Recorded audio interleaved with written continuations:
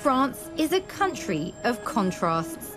Its reputation for glamour and chic is proudly projected to the outside world. But there's also a darker underbelly. A fractious and fractured France, where the far right has moved in from the fringes and increasingly sets the national agenda, especially when it comes to Muslims. C'est aux Français de décider qui peuple la France. Notre peuple passe avant tout. Paris may look like a celebration of diversity, the multicultural capital city of a nation that prides itself on the values of liberty, equality, and fraternity.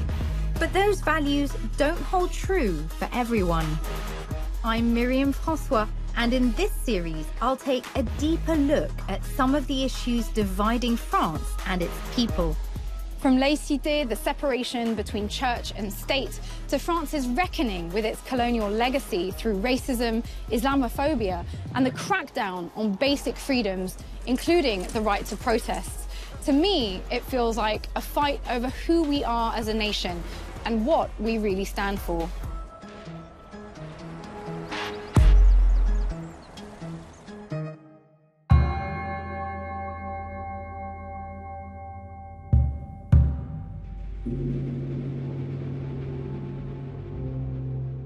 It sounds almost as if laicite today is sort of saying, actually, some religious attitudes are unacceptable. This tendency to only find an echo chamber of our own thoughts has only been made easier. I think the misunderstanding of laicite is the biggest problem. Actually, the fact that some public figures weaponized laicite in order to stigmatize a part of the society. There is a very deep breakup between the Muslims and the non-Muslims, between the young people coming from the poor suburbs and the rest of the society. The rest of the society fear these young people and has nothing to say to them.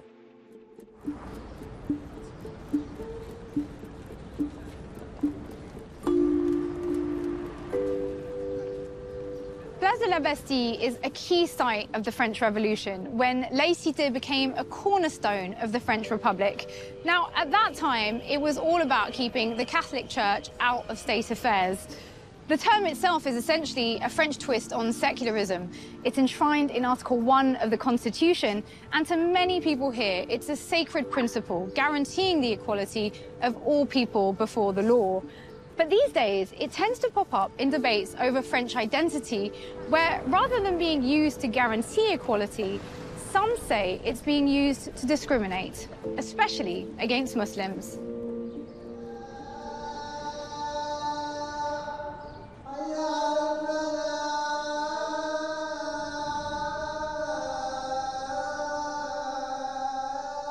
At the Grand Mosque in Ivry, on the outskirts of Paris, Imam Khalil Miroun leads afternoon prayers.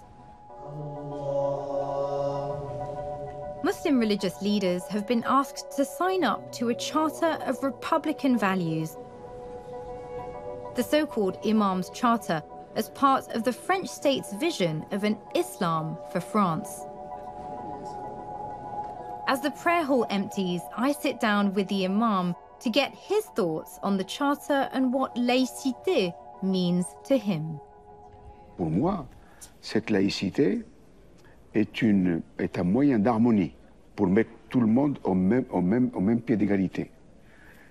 La laïcité, l'État ne reconnaît aucune religion et ne subventionne aucune religion, mais il assure la liberté d'exercer son culte. Aujourd'hui, l'incarnation de la laïcité telle qu'elle est pratiquée aujourd'hui en France, est-ce une liberté pour les musulmans? Oui et non. Ça dépend de la personnalité de la personne qui a le pouvoir et qui la pratique. Par exemple, à Ivry, nous avons une municipalité très ouverte. Ils savent ce que c'est la liberté du culte. Ce qui fait aussi le tort que le politique il a peur Et ça, je vais vous le dire très franchement, ils attribuent les attentats terroristes à tous les musulmans. Depuis l'attentat de 11 septembre 2001, tous les musulmans, dans l'esprit occidental, tous les musulmans sont des terroristes. Alors, ils nous font payer à nous, les musulmans du juste milieu, pacifiques, qui veulent vivre leur religion d'une manière paisible, la facture. Vous-même, vous avez signé la charte des imams, c'est ça?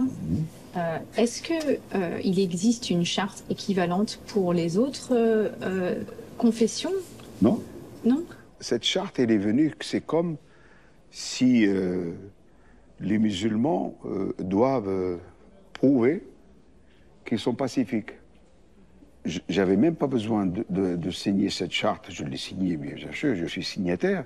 Vous êtes d'accord, vous? Bien sûr, il n'y a pas de problème. Si la France veut qu'on signe n'importe quoi, on peut le signer, à condition qu'elle ne grignote pas sur nos droits spirituels. Il y a certains Français, ils veulent qu'on soit musulman à leur image. Ben non. Moi, je suis musulman comme les textes de Dieu, le Coran et la parole du prophète veulent que je sois. Pourquoi la question, par exemple, du voile, du port du voile, même à l'extérieur, semble être tellement contestée alors que c'est du domaine privé? Enfin, une femme qui porte le voile dans la rue, une femme qui porte le voile à l'université. Il y a certaines femmes en France qui ne peuvent pas vivre leur foi telle qu'elles le veulent. Au nom de la laïcité, apparemment, il y a des interdictions. Est-ce que l'islam est en contradiction, du coup, avec la laïcité? Je vous ai dit que la laïcité garantit la liberté. Elle vous garantit la liberté de pratiquer à tout le monde dans ce pays? Pour ces femmes qui peuvent porter le foulard d'une manière libre et qu'on leur impose de l'enlever et qui ne sont pas à l'école primaire ni au collège, oui, c'est une entorse à sa liberté.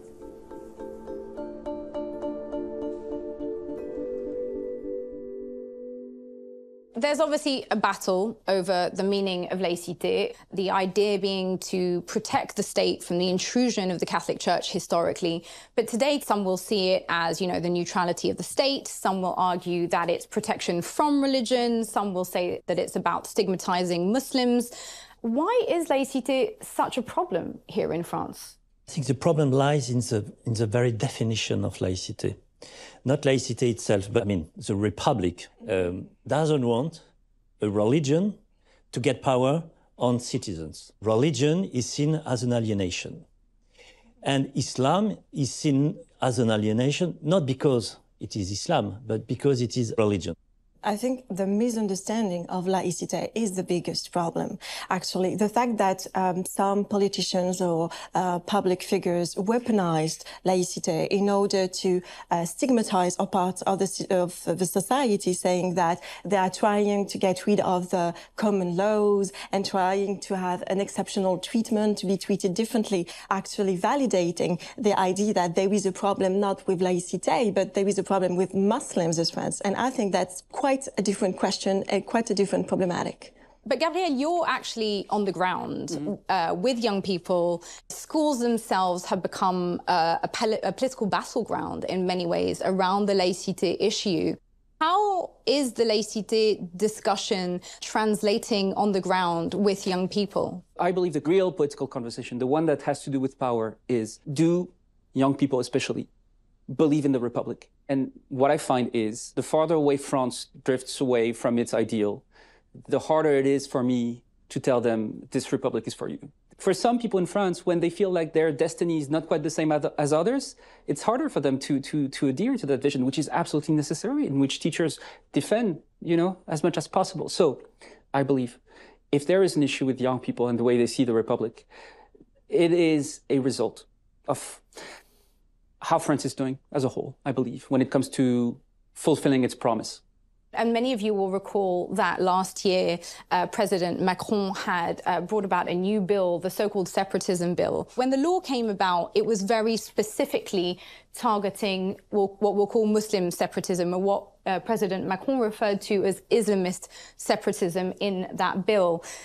Fatima, do you agree with the critics who say that that bill is just the latest example of singling out Muslims for special treatment? Absolutely. And actually, there are people in France who maybe grew up in segregated neighborhoods. Maybe the society, the republic failed to integrate them, and then they had to organize differently. And often what we believe is separatism is a way to self-organize in order to try to compensate the failures of the state, because they saw that the state was even targeting them and stopping them from trying to be full members of the society. The bill itself was aimed at targeting the idea that there's some kind of extremism, that we'll talk about separatism as a form of extremism in this case. And of course, France has been the target of terrorist attacks. There's no way of, ignoring the fact that that has happened here. But what's confusing for, I think, perhaps many people internationally is a bill that's suggesting, stopping women wearing full-length swimsuits at the pool, or stopping women wearing headscarves accompanying their children on school outings, or, what's the connection between this and sort of separatism as it is thought of as trying to combat the type of terrorism that France has been a victim of? I think we have to remind the context. The context is what you said, a series of terrorist attacks, incredibly violent against French people. And it's not separatism. The right word is Islamism. The separatism law has not banned anything. The headscarf, you are free to wear the headscarf in France. It controls more the mosque. Mm-hmm. And I think it's better. For whom? The Muslims. Mm-hmm. And specifically the funding of the mosques. And it tries to prevent the spreading of the Islamist ideology. And I think it's important to separate the debate and the reality of the law, because the reality of the law protects the Muslim and do not treat differently the Muslims and the rest of the French believers. I just would like to say something about, I believe maybe you are an optimist, because when I read the Separatism Bill, it was not just about reinforcing and fighting against terrorism, because we have an all legal apparatus to fight terrorism. It's directly targeting the freedom of association. And you have a lot of different Muslim associations which has been targeted and dissolved because of this law, and even before because of the law de sécurité intérieure. You have also the freedom of religion, which has been targeting with shutdown of different mosques. You have also a lot of private Muslim religious schools were actually also shut down. Muslim coffee shops, Muslim restaurants were shut, allegedly Muslim restaurants. I mean, I can only guess it was just like restaurants serving halal food. Even butcheries shops were actually closed down. I don't believe that terrorists were actually hiding in butcheries, in coffee shops, in restaurants. But if you implement that way of thinking of an old, in an old society, that can be very scary and frightening for Muslims and for all religion people, actually. It does feel as if maybe the net's been cast a little wide, doesn't it, Hakeem? Yeah, probably. There is a player in the field which is absent and which should be in. This is the French Muslim community. Because the French, they are looking for the Muslims. After the terrorist attacks, they said, okay, where are you guys? Are you with us or are you with them? Is that the choice? One of the key problem is that we don't have seen the Muslims. And still now, maybe we don't see the Muslims. We don't see the Muslims on the ground, in the mosques, on the social networks, to spread another interpretation of Islam. So it's very, very important that the French Muslims take their responsibility. They are not guilty, but they are responsible. We need this kind of promotion. We need this new Islam, this modern Islam. I just want to talk about this idea that, particularly, I guess, the idea that the wider Muslim community is responsible, I guess, for pushing back against extremism, terrorism. I wonder whether that is the responsibility of the wider Muslim community, and what role, I suppose, this idea of a modern Islam plays within that. I think it's the perfect situation in which we should just go back to the law. And the law is actually separation between churches and state. So meaning that the churches, religious, don't have the right to mingle or just to interfere in civil matters, in civil affairs. But there is also the inverse, the opposite of it, meaning that the state doesn't have the right to decide about religious matters. You also assume that there is, like we call in sociology, a negative solidarity, meaning that if any Muslim somewhere in the world does something wrong, we should be responsible and we should feel accountable for this person. But actually, it's an individual. He or she has their own reasons actually to act, and we should not be, as Muslims or as women or as men, feel responsible for that. For instance, the different terrorists were men. Do you actually try to put some distance and take responsibility, saying that there is an issue with toxic masculinity and we should talk about, because where it does stop and where it does end. Let me bring Gabrielle into this discussion, because certainly from the outside looking in, it's almost as if, the conversation in France is that laicite is a barrage to terrorism. Is that how you are experiencing in the school context? Do you have students that you're concerned about their tendencies, about how conservative they are, and you think if I just teach them more about laicite, they will become good Republican citizens? Is that the thinking here? Look, people who kill another tend to be between 15 to 25. So we have an issue with young people. There's also a far-right terrorist tendency that's been happening around Europe. There's all this. Now you're asking me, is laicite enough to address the issue of extreme violence? Well, no, it's not. But what I do believe is when I hear people tell me Muslims have a right to a private education, and that's because the public system is failing, etc. and so on. Well, that's where I respectfully disagree. We need a shared experience. We need something that makes a nation a nation. Over the past 10, 15 years, this tendency to only find an echo chamber of our own thoughts has only been made easier. That's a huge issue. And of course, this has a consequence when it comes to the way young people see religion. I wanted to ask you about this Charter of Imams, because for people outside of France, they're looking at the Charter of Imams and they're saying, hold on, France is this country that says a lot about secularism. Secularism is the state staying out of religious affairs. But then suddenly it's the same state creating a charter for Muslim imams, for Muslim religious leaders to sign up to. How do you square that, Hakim? How does that make sense? It does not make sense. And frankly speaking, it's a joke, and the charter has been forgotten by all the actors. Inside the charter, there was a word against foreign influences and against Islamist organizations. And who signed the charter? For foreign-based organizations and Islamist organizations. So it did not make any sense. Do you think that it sends a message, though, to the wider population? Because presumably it was only imams that had to sign the charter. There was no similar charter for priests or pastors or rabbis. Doesn't that sort of send its own separatism or separatist message? Absolutely, and I think it's one of the examples in which you can see that the state does not respect the boundaries. And within the Charter, I believe it's the Article 9, there is something about not being able to talk about state racism. And I think it's really interesting. Why in the Charter of Islam should we speak about the right or not to speak about a problem with structural racism, with a systemic racism? So there is something very political into that chart. But what's confusing in listening to the debate is I think that laicite is, or, secularism in general, is almost supposed to be this tool that allows all these different religious communities to coexist without interfering with the state, and the state doesn't interfere with them. That's the point of secularism, isn't it? Yeah, but you have to remind the security context.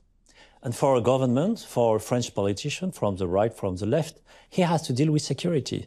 And he has to reassure the rest of the French society. And there is an issue with certain French Muslims. And a lot of terrorist attacks has been performed by French Muslims. So, and they are, the confusion is made by them. That's why I call the French Muslim to say, not in my name. like in the UK. I think it's politically very important. I think it's interesting that we don't tend to do that with any other group. You know, I'd love to see every time there was an attack on a right-wing, on a mosque, you know, all the right-wing organisations in society saying, you know, we don't approve of this. There's actually kind of a lot of silence around the number of the attacks. 15 Muslims will be shot by a far-right activist. The policy will change. Okay. No, I'm sorry, but when you say that, you are like they are French and they are Muslims, but Muslims. No, the Muslims are part French, of the French society. They are French Muslims, and they were shot too during the different attacks. In every one of these They attacks. have to pay twice. And they did have to pay nothing. the price of blood, and they have to pay the price of dignity, saying that they are not the same as the terrorists. And they did nothing to improve their insulting situation. for the Muslim community. And I don't agree that a lot of people, a lot of Muslims who actually said not in my name. And no. I do not have to, you know, like walk around because I'm Muslim myself, saying that not in my name. I want to ask a question about the relationship between wider inequalities and the conversation on laicite, because obviously we're talking about a country in which people of Muslim origin are already, we know, less likely to be employed, more likely to live in poorer neighbourhoods, less likely to have access to good healthcare. Is laicite functioning as an equaliser in schools, or does it risk functioning as a proxy that actually reinforces some of that stigmatisation? Well, secularism is absolutely a necessity, and it does help. It does help insofar as we understand it. Now, look, we can have a long conversation on how to address extreme violence, for instance, or separatism by saying, here's what you should not do, here's what you cannot be. So once you've said, here's what you don't get to do or what you don't get to be, now we need to have a conversation with young people especially, here's what you should become. Not just say, you cannot be that, but help, you know, draw the face of someone they could aspire to be. And I think this is where we fail, I believe. As teachers, the Éducation nationale does its best. But as a society, we're failing to do that. Hakim, laicite functioning as a tool that adds to pre-existing inequalities, reinforcing them, or an equalising tool in modern France? I would like just to remind you of a figure. France is a Western country with the highest level of intermarriage between French people and specifically Muslim people. And so we are facing a French paradox. Very open, very close. And in the middle of the paradox is the idea of universalism.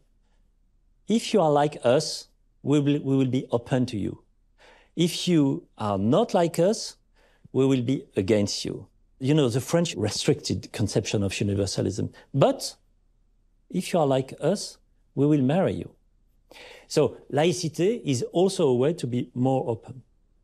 Yeah, I believe that Muslims can marry other Muslims and still being integrated. And French people can be open and not marry a Muslim, and that will be okay too.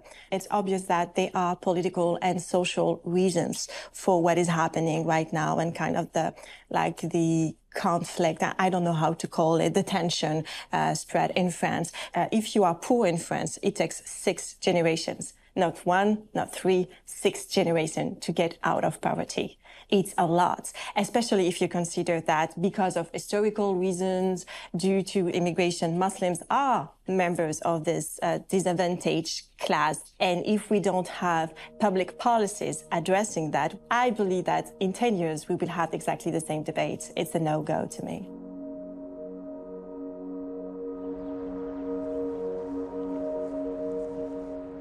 What's very apparent here in France is that everyone agrees that laicite is a really important part of the French tradition. That much is not in question. What is in question is the substance of that term, how it's being used. Clearly, for some, laicite provides protection from the state's intrusion into the private sphere. But ironically for others, it does exactly the opposite of that. What seems to be at stake is a struggle over what it means to be French and who gets to define it.